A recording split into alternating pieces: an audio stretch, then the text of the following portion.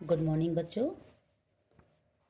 आज हम political theory के सेकंड चैप्टर स्वतंत्रता के विषय में पढ़ेंगे।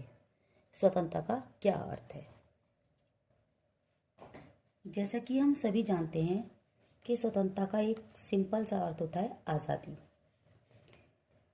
सबसे पहले हम स्वतंत्रता की अवधारणा के विषय में पढ़ेंगे। स्वतंत्रता का अर्थ क्या है। स्वतंत्रता की अवधारणा युगों युगों से मानव मस्तिष्क में रची बसी हुई है। पुराने समय से ही सभी को पता है कि स्वतंत्रता का मतलब क्या होता है। स्वतंत्रता को अंग्रेजी भाषा में लिबर्टी कहा जाता है। लिबर्टी शब्द लैटिन भाषा के लिबर शब्द से बना है, जिसका अर्थ है बंधनों का ना होना। इसी प्रकार इसके लिए फ्रीडम शब्द का भी प्रयोग किया जाता है।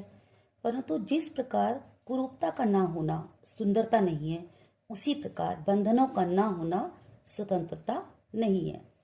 स्वतंत्रता का अर्थ है सबको अपने व्यक्तित्व के विकास के लिए समान एवं पर्याप्त अवसर मिले। किसी को अपनी स्वतंत्रता का अर्थ ये है कि वह अपने व्यक्तित्व का विकास कर सके, ना कि किसी और का विकास करने में बाधा उत्पन्न करे। दूसरे शब्दों में हम स्वतंत्रता का अर्थ मानव को उस कार्य को करने का अधिकार जो वह करने के योग्य है, व्यक्ति की आत्म अभिव्यक्ति की योग्यता का विस्तार करना तथा ऐसी परिस्थितियों का होना जिसमें लोग अपनी प्रतिभा का विकास कर सके। हम इसका अर्थ स्वतंत्रता का इस प्रकार से भी ले सकते हैं। और साधारण भाषा में हम ये भी कह सकते हैं कि बिना किसी बाहरी दबाव के अपने इच्छा अनुसार जब कोई व्यक्ति अपने विवेक से कार्य करता है तो उसे हम स्वतंत्रता कहते हैं। तो स्वतंत्रता का मतलब ये भी नहीं है कि प्रतिबंधों का अभाव, बल्कि अनुचित प्रतिबंधों के स्थान पर उचित प्रतिबंधों की स्थापना ही स्वतंत्रता है। इसके पश्चात हमारा अगला टॉपिक आता है स्वतंत्रता के प्रकार। स्वतंत्रता के अनेक प्रकार हो सकते हैं। प्राकृतिक स्वतंत्रता हो सकती है, व्यक्तिगत स्वतंत्रता हो सकती है, राजनीतिक स्वतंत्रता हो सकती है और आर्थिक स्वतंत्रता, और इसके अलावा भी बहुत सारे इसके पार्ट्स हो सकते हैं। सबसे पहले हम पढ़ेंगे प्राकृतिक स्वतंत्रता। व्यक्ति को अपनी इच्छा अनुसार जब सब कुछ करने की पूर्ण स्वतंत्रता होती है तब हम उसे प्राकृतिक स्वतंत्रता कहते हैं। मानव के मनुष्य के कार्यों पर किसी भी प्रकार का कोई बंधन ना हो, उस समय हम उसे प्राकृतिक स्वतंत्रता के अधीन रखते हैं। दूसरा है व्यक्तिगत स्वतंत्रता। निजी मामलों में विकल्प की स्वतंत्रता, जीवन की सुरक्षा, विचार अभिव्यक्ति तथा आस्था की स्वतंत्रता, ये सब क्या है? व्यक्तिगत स्वतंत्रता है। इसके पश्चात आते हैं हम राजनीतिक स्वतंत्रता। राज्य के कार्यों में भाग लेने का अधिकार, ये राजनीतिक स्वतंत्रता के अंतर्गत आता है। मतदान करने का अधिकार, यह भी राजनीतिक स्वतंत्रता कहलाती है। स्वतंत्र तथा निष्पक्ष चुनाव लड़ने का अधिकार, अगर कोई व्यक्ति कोई नागरिक चुनाव लड़ना चाहता है स्वतंत्र तो उसे यह अधिकार है। शासन की नीतियों तथा कार्यों का समर्थन अथवा विरोध करने का भी अधिकार है। जो सत्ता पक्ष जो जिस प्रकार की नीतियां वो लागू करते हैं उनका समर्थन भी कर सकते हैं और उनका विरोध, अगर वो हमारे अधिकारों का हनन करते हुए हमें प्रतीत होते हैं तो हम उनका विरोध भी करते हैं। तो इस प्रकार से हमारे पास राजनीतिक स्वतंत्रता भी होती है। उसके पश्चात आता है हमारा आर्थिक अधिकार। इसके अंतर्गत प्रत्येक नागरिक को कोई भी लाभकारी पद पाने या किसी भी प्रकार का काम करने कारोबार करने का अधिकार पूर्ण होता है। उसे उसके धर्म जाति के आधार पर या किसी भी बंधन के अधीन उसको लाभकारी काम करने से रोक नहीं सकते। वो अपनी मर्जी से कोई भी काम कर सकता है, किसी भी प्रकार का कारोबार स्टार्ट कर सकता है। अभाव से मुक्ति का अधिकार, वस्तुओं के उत्पादन तथा वितरण करने का अधिकार, वो किसी भी प्रकार का उत्पादन कर सकता है और किसी भी प्रकार से उसे वितरण मतलब कि बेचने का खरीदने का किसी भी प्रकार का व्यवसाय वो कर सकता है। ये सारी की सारी उसको स्वतंत्रता है। तो ये स्वतंत्रताओं के प्रकार हैं। अगला पॉइंट है हमारा कानून और स्वतंत्रता। कानून और स्वतंत्रता में घनिष्ठ संबंध होता है। हमेशा से ही दोनों एक दूसरे से जुड़े हुए होते हैं, क्योंकि जो स्वतंत्रता होता है स्वतंत्रता जो हमें प्राप्त हुई है वह भी हमें कानून के दायरे में ही उसका इस्तेमाल कर सकते हैं। कानून व्यक्ति की स्वतंत्रता में बाधा उत्पन्न नहीं करते, उसे रोकते नहीं हैं, बल्कि उसके समर्थक हैं। परंतु इसका यह अर्थ नहीं है कि प्रत्येक कानून स्वतंत्रता का समर्थक ही हो। जैसे कि ब्रिटिश काल में जब हमारा देश गुलाम था अंग्रेजों के, तो उस समय ब्रिटिश सरकार ने इस प्रकार के अनेक कानून बनाए जिनका उद्देश्य क्या था? भारतीय जनता की स्वतंत्रता का हनन करना, उसकी हमारी देश के लोगों की स्वतंत्रता को कुचलना। इस तरह के कानून पास किए। तो कानून और स्वतंत्रता में एक अलग प्रकार का संबंध होता है, ये दोनों एक दूसरे से जुड़े हुए होते हैं। उसके पश्चात है स्वतंत्रता के आयाम। स्वतंत्रता के दो आयाम हैं, दो पहलू हैं।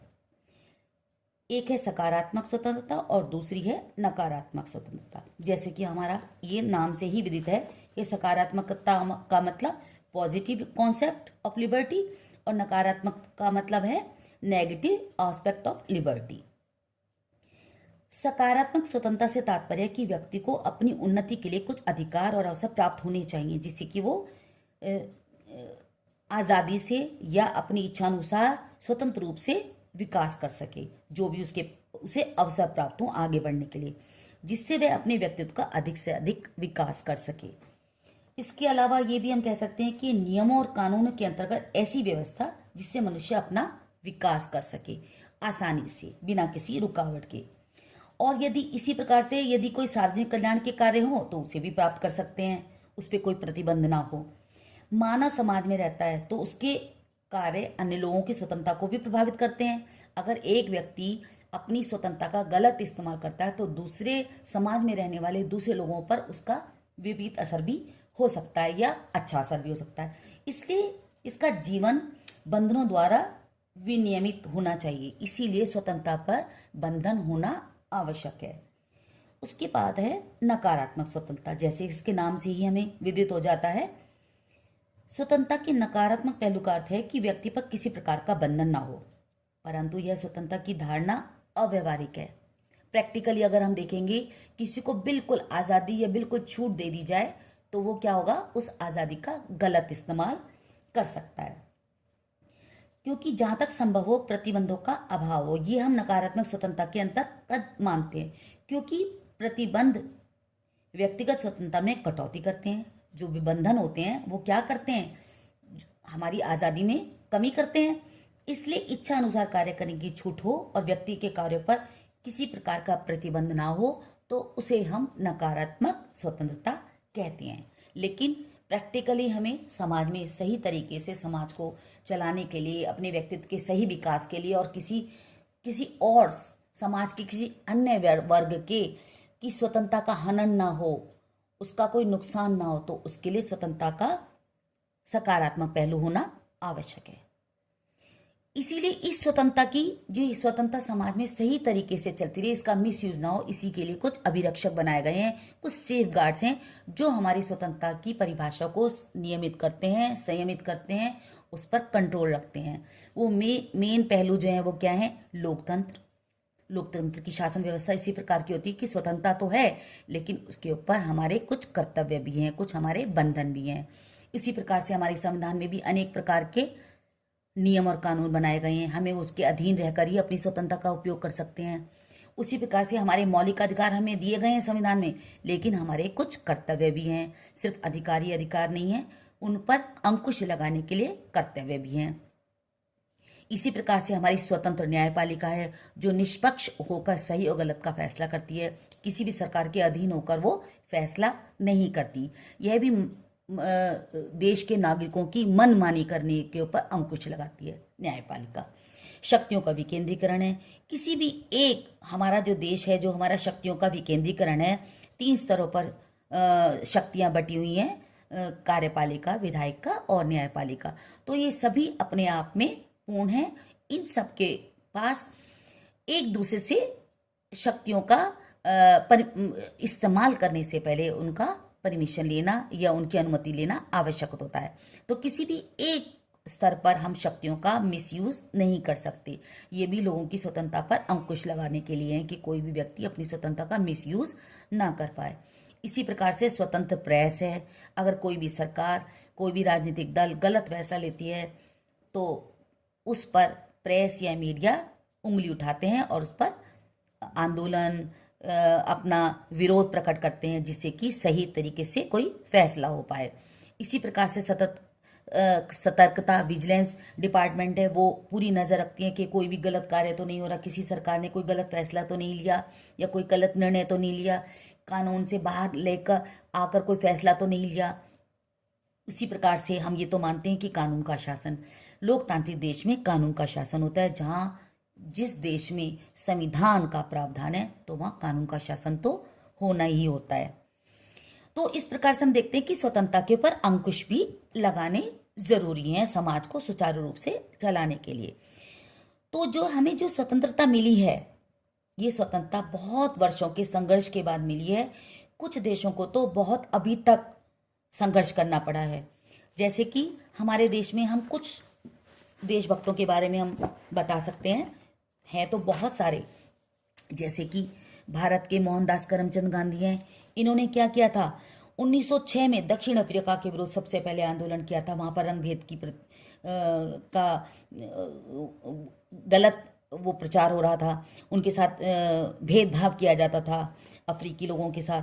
तो उन्होंने सबसे पहले 1906 में दक्षिण अफ्रीका में किया सरकार के विरुद्ध, और उसके बाद 1916 से 1947 तक जब वो भारत लौट के आए वकालत करने के बाद, तो उन्होंने ब्रिटिश सरकार के सामने काले कानूनों, उनकी जो सरकार की जो काले कानून बना रखे थे, गलत नीतियां बना रखी थी, इन सब का विरोध किया।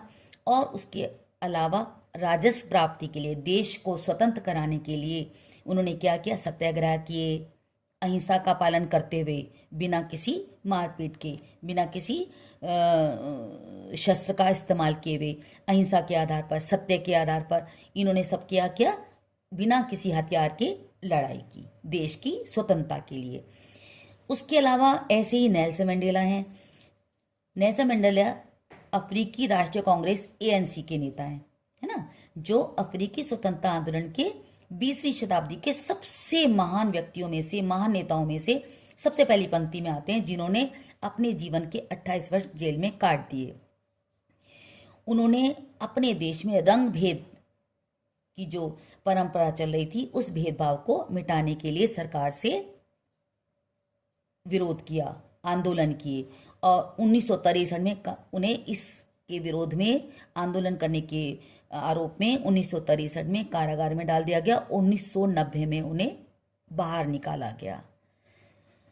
इसी प्रकार से म्यांमार की आंग सान सू की को भी हम आज लोकतंत्र या आज़ादी के लिए आंदोलन करने वाले नेताओं में अग्रणी मानते हैं, है ना। तो ये सब ऐसे थे जिन्होंने लोकतंत्र और स्वतंत्रता के लिए महान बलिदान किए। तो इस प्रकार से हम स्वतंत्रता का एक अर्थ हम ये भी मान सकते हैं कि स्वतंत्रता मनमानी करने का अधिकार नहीं देती है। यह सभी प्रकार के प्रतिबंधों का अभाव भी नहीं है कि कोई प्रतिबंध भी नहीं लगाए जाएंगे, और नहीं ही स्वतंत्रता असीमित शक्ति के प्रयोग को कह सकते हैं कि स्वतंत्रता है तो हम किसी भी प्रकार की मनमानी कर सकते हैं, किसी भी प्रकार के कोई भी शक्ति का इस्तेमाल कर सकते हैं। तो स्वतंत्रता बिना किसी रुकावट के अपने व्यक्तित्व को प्रकट करने का नाम है। ठीक है बेटा, चलो।